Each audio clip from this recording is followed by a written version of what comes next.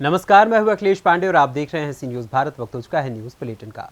इस बुलेटिन में हम बात करेंगे बुलंदशहर की, जहां वन विभाग की परमिशन लिए बगैर हो रही है हरे पेड़ों की अवैध कटान। साथ ही बात करेंगे फतेहपुर की, जहां रिश्वतखोर लेखपाल के तांडव से पीड़ित हुए किसान और मथुरा के वृंदावन पहुंचे धीरेन्द्र कृष्ण शास्त्री। आइए इन तमाम खबरों पर विस्तार से करते हैं चर्चा। खबर बुलंदशहर से है, जहां देश भर में एक तरफ सरकार वृक्ष लगाओ पर्यावरण बचाओ का नारा देती नजर आ रही है, तो वहीं उत्तर प्रदेश के जनपद बुलंदशहर में हरे पेड़ों पर वन विभाग के बिना अनुमति के या यूं कहें कि मिली भगत से हरियाली को किया जा रहा है तहस नहस। इसी के चलते आज सुबह कुछ पत्रकारों की सूचना पर वन विभाग की टीम ने आम के हरे पेड़ों को काट कर ला रही ट्रैक्टर ट्रॉली सीज की है। तो वहीं दूसरा वीडियो में आप देख सकते हैं कि जामुन के हरे पेड़ों पर चलाई जा रही है आरी, जिसकी सूचना पत्रकारों के माध्यम से वन रेंजर सचिन कुमार को दी गई है। लेकिन अब देखना ये होगा कि क्या जानकारी मिलने के बाद वन विभाग द्वारा कोई कार्रवाई की जाती है या इसी प्रकार होता रहेगा हरे पेड़ों का कटान। बुलंदशहर से सी न्यूज संवाददाता मनोज गिरी की रिपोर्ट। जनपद फतेहपुर के ग्राम शाहपुर में करबला की शहादत पर इमाम हुसैन के बिस्वा पर उठा ताजिया। पत्रकार शाहबाज आबदी सी न्यूज भारत की टीम के साथ रात भर रहे मौजूद। सारी रात हुई शब्बेदारी।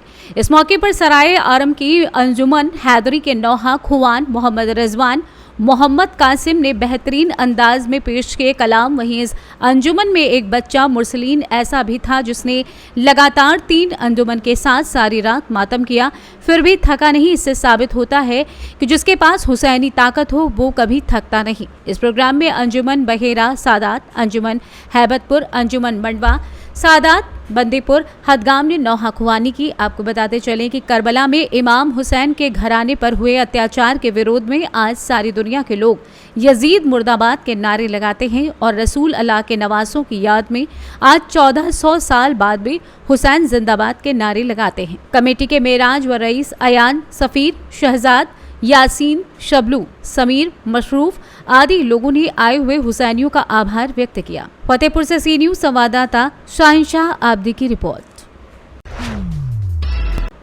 खबर फतेहपुर से है, जहां विकासखंड हदगांव अंतर्गत आने वाले ग्राम पंचायत अजतूपुर के चक अब्दुल्लापुर गांव के निवासी किसान शिव सिंह द्वारा संबंधित अधिकारियों को शिकायती पत्र देते हुए बताया गया कि उनका क्षेत्रीय लेखपाल प्रदीप बाजपेयी किसानों से रिश्वत लेकर उनके खेतों के बिना किसी आदेश के फर्जी तरीके से नाप कर इधर उधर कर देता है, जिससे किसानों के बीच आपसी मतभेद उत्पन्न हो जाता है और लड़ाई झगड़े। इनके रिश्वतखोरी के कई सबूत किसान के पास उपलब्ध हैं, जिसको वो समय पड़ने पर पेश भी कर सकता है।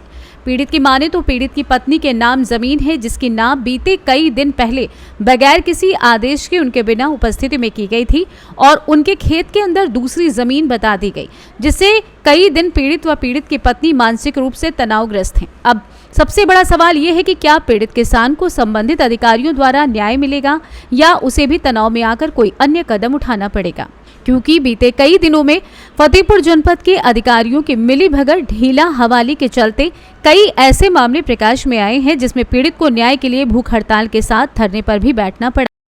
क्या नाम है दादी आपका? दीदी। कौन सा गांव पड़ता है? चक अब्दुल्लापुर।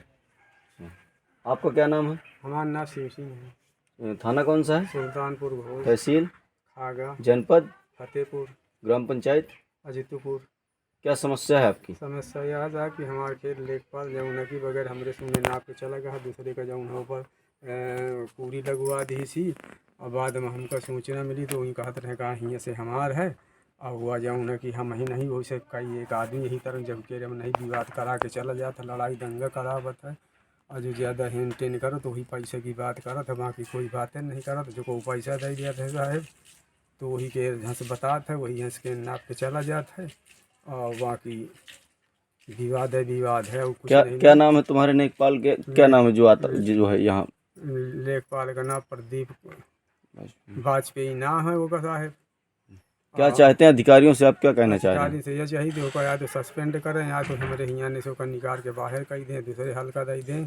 हम यही नहीं, हम सब लोग चाहिए यही मौका मरबो वहीं यहाँ पे अस्तुपुर के हमारी ग्राम सभा के और वो अगर मौके में हुआ तो वही दिन हम तो रहा नहीं उसका फिरो मारा तुम्हारा तो जाऊँ आदमी ने इतना झटका लगा इसी के विवाद है का तो अब लड़ाई यही होती कि यान बयान नाप के पैसा लेके चला जाए, जायज़ काम करत नहीं ना, ना जायज़ काम करत है, ना जायज़ में आदमी का है पारिवारिक मुतालबा, आदमी का टेंशन बना रहा था रात दिन।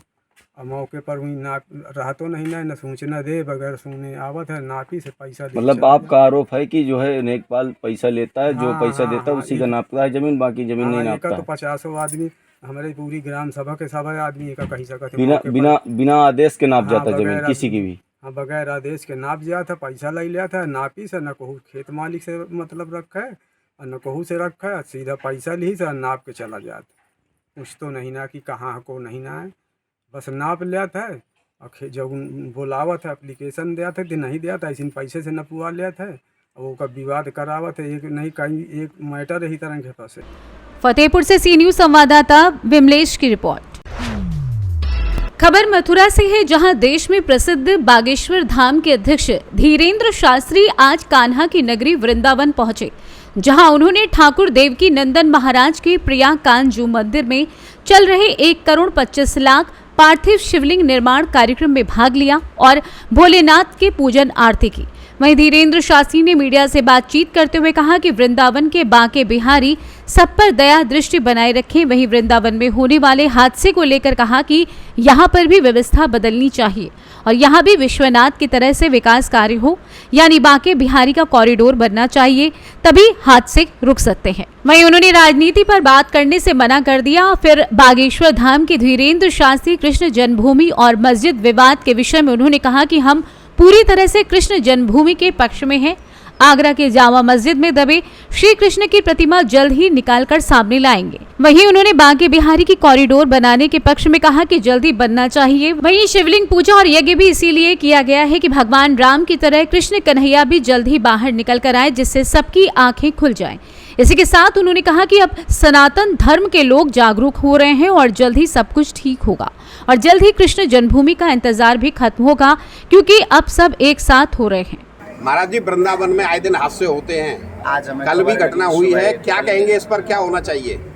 व्यवस्था गंभीर रूप से व्यवस्थित होनी चाहिए। और हमारे हिसाब से तो वहाँ का जो विश्वनाथ जी के मंदिर का कार्य हुआ जैसे, वैसे ही यहाँ बांके बिहारी का कार्य अगर हो जाए व्यापक रूप से भक्तों के लिए, श्रद्धालुओं के लिए अति महाराज जी वृंदावन कॉरिडोर बनना चाहिए। कृष्ण भक्तों को और कितना इंतजार करना पड़ेगा? जामा मस्जिद की सीढ़ियों में से भगवान कब आएंगे? बहुत जल्दी हमारे दादा भैया लगे हैं, पूज्य ज्येष्ठ भ्राता श्री लगे हैं, भगवान भूत भावन महादेव के पार्थिव शिवलिंग यह अनुष्ठान और अष्टोत्तर शत पाठ श्रीमद् भागवत के मूल पारायण ब्राह्मणों द्वारा इसीलिए करवाए जा रहे हैं कि भगवान कन्हैया जल्दी से जल्दी बाहर निकल कर आए और सबकी आंखें राम मंदिर की भांति खुल जाएं। कृष्ण जन्मभूमि में आपका क्या सहयोग रहेगा? पूर्ण आगे, सबसे आगे। क्या सहयोग रहेगा आप ये पूछ रहे हैं? आप अपना बताओ, आपका क्या रहेगा? महाराज जी वृंदावन एमपी में चुनाव होने को है, एमपी में चुनाव होने को है, किसकी सरकार? राजनीति पर कोई हमारी टिप्पणी नहीं होती। महाराज जी वृंदावन में कॉरिडोर बनना चाहिए। वृंदावन बांके बिहारी कॉरिडोर बनना चाहिए। महाराज जी लंबा बांके बिहारी का कॉरिडोर बनना चाहिए। महाराज जी लंबे समय हो गया, इतिहासकार भी कह रहे हैं, मुगल शासक भी, तमाम ऐसी पुस्तकें हैं, ऐसे साक्ष्य हैं, क्या मानते हैं इतना लंबा समय हो गया आज तक? देखिए, सब ठाकुर जी की ही लीला है, समय चक्र है। अब सनातनी हिंदू जाग रहे हैं, सभी कृष्ण भक्त एकत्रित हो रहे हैं, ब्रजवासी भी एकत्रित हो रहे हैं और पूज्य ज्येष्ठ भ्राता श्री के नेतृत्व में सब संतों के आशीर्वाद से बहुत जल्दी अब ये इंतजार। मथुरा से सी न्यूज संवाददाता गुलाब सिंह की रिपोर्ट।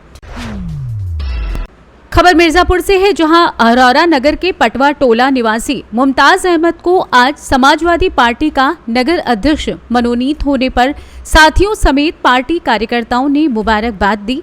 जिला प्रवक्ता अशोक सिंह मुन्ना द्वारा जैसे ही नगर अध्यक्ष पद के लिए मुमताज अहमद के नाम की घोषणा की गई, नगर इकाई के समाजवादी पार्टी कार्यकर्ताओं व साथियों द्वारा बधाई देने वालों का तांता लग गया।